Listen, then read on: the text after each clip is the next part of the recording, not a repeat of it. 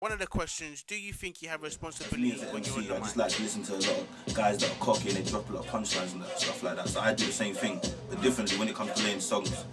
You got to think about your audience and try to do some different stuff as well, you get me? You can't just be one-sided, so obviously you've got a responsibility to a certain extent because you to listening, you get me? So you've got to be careful what you're saying sometimes. But other people got to realise that it's just music. You've got to take it on board in your head, like, you get me? Because it's music, entertainment.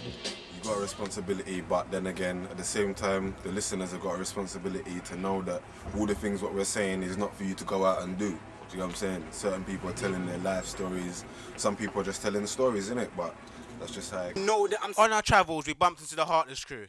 And here's their response on the responsibility of being a music artist. But they're not carrying on like leaders, you understand? And if you are actually going to be in a kind of situation where people are going to look at you as a star, be a star, you get me? Because I find that certain people, they're a star, but then they're trying to be a gangster.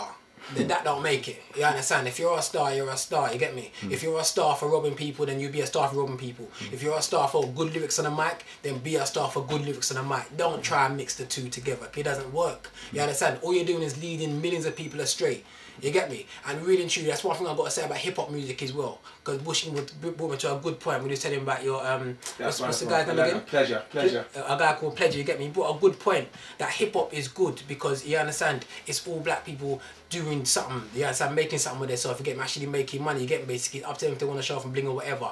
But the thing is, by them talking about the things they're talking about, how much people are they sending astray in order for them to get there?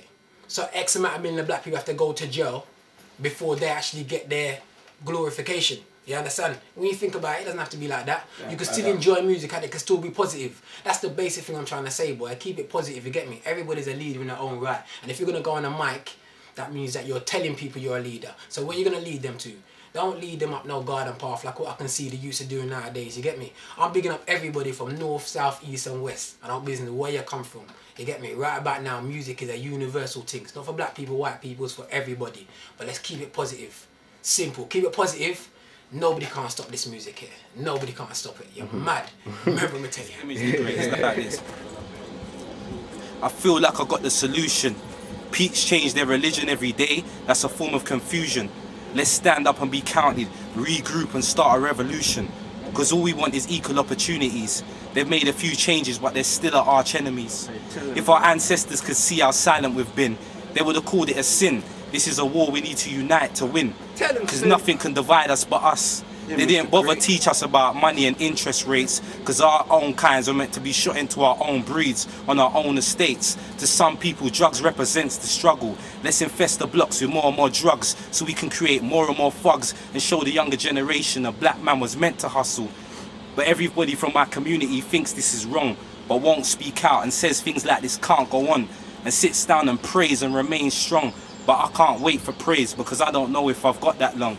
So you can sit down and wait for change, but I still know I'm in them shackles, still trying to fight through chains. I live it here. Politics. Still trying to fight through chains. I'm like the new edition Kunta Kente. I won't be called Toby, and you can do everything in your power to try and stop me. So you better sit up and listen good when I'm talking. I predict soon you will see my soldiers and soldiers marching.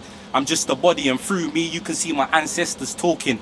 It's only fair. We have a black prime minister, a black president and a black mayor, but they're scared to share. Their time's up, I hope they're aware. They can't see what we're about to do here. It's a new year. Our movement's more effective than the nuclear. Let me tell them one more thing, Foster. We don't need hollow tips, army issue kits or firm grips. I want to talk for my THUGs. The hate you gave us by not giving us equal opportunities. We started off as a minus. To get back to this fist is a plus. It's not the truth, my friend, it's a must. If we stay silent any longer, we're making things worse. That's image. More of our youth ending up in mental homes, rehabilitating their mind whilst doing crimes or worse.